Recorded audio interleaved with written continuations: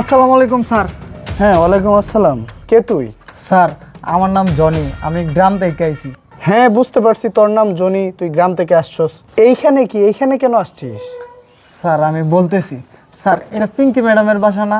হ্যাঁ, পিঙ্কি ম্যাডামের বাসা। স্যার আমি পিঙ্কি ম্যাডামের গ্রাম থেকে আসছি। পিঙ্কি ম্যাডাম আমাকে চিনে। স্যার একটু পিঙ্কি ম্যাডামকে ডাইকা দিবেন? এই দাঁড়া, বুঝতে পারছি টাকার প্রয়োজন। এই নে টাকা নে আর এখান থেকে যা। স্যার আমার টাকার দরকার নাই স্যার, আমি পিঙ্কি ম্যাডামের সাথে দেখা করতে আইছি, আমার শুধু পিঙ্কি ম্যাডামকে একবার ডাইকা দিলে হইব স্যার। পিঙ্কি ম্যাডামের সাথে দেখা করতে আসছস মানে? পিঙ্কি কি তোরে চিনে? হ স্যার, পিঙ্কি ম্যাডাম আমার চিনে।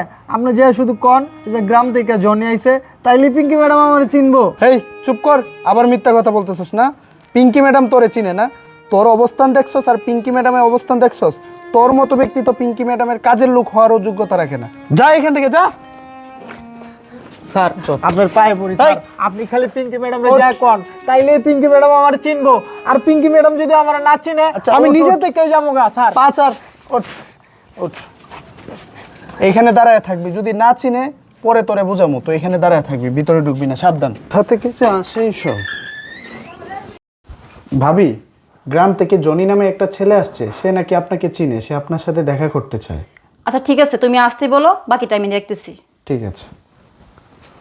কতক্ষণ হয়ে গেল? এই আয় ভিতরে আয়, কম কথা বলবি ম্যাডামের সঙ্গে। আয়। ভাবি, এই যে এই ছেলে।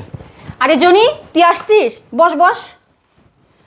তো জনি, হঠাৎ করে তুই শহরে চলে আসলি যে? আর তোর এই অবস্থা কেন? আঙ্কেল কেমন আছে? আর তোর পড়াশোনা কেমন চলতেছে? কি অবস্থা? আর আমার কাছে কেন আসছিস? আপা পড়াশোনা চলতেছিল। চলতেছিল মানে? কেন এখন তুই পড়াশোনা করস না?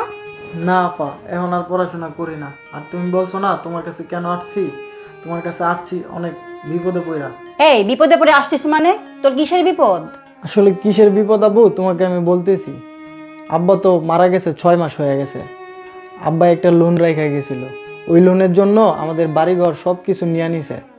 আর আমার পড়াশোনাটাও বন্ধ হয়ে গেছে। তাই তোমার কাছে আইছি।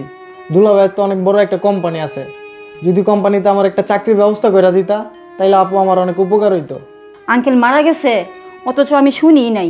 এই তোরা আমাকে বলিস নাই কেন যে আঙ্কেল যে মারা গেছে? আচ্ছা ভাবি, সেই কখন থেকেই তো শুনতেছি শুধু বিপদ আর বিপদ। আচ্ছা, সে আপনার কি হয়? জনি আপনার কি হয় মূলত? এটাই তো আমি এখনো পর্যন্ত বুঝতে পারিনি। আসলে কবির, তুমি তো অনেকদিন যাবৎ দেশের বাইরে ছিলে, তুমি এই বিষয়টা জানো না। আমরা আগে অনেক গরিব ছিলাম। জনির বাবা মানে আমার আঙ্কেল, সেই ছোটকাল থেকে আমাকে মানুষ করছে। শুধু তাই নয়, আমার বিয়ে যত সম্পূর্ণ খরচ ওই আঙ্কেলই দিছে। ও আচ্ছা, তাহলে তো সে আমাদের খুব কাছের লোক।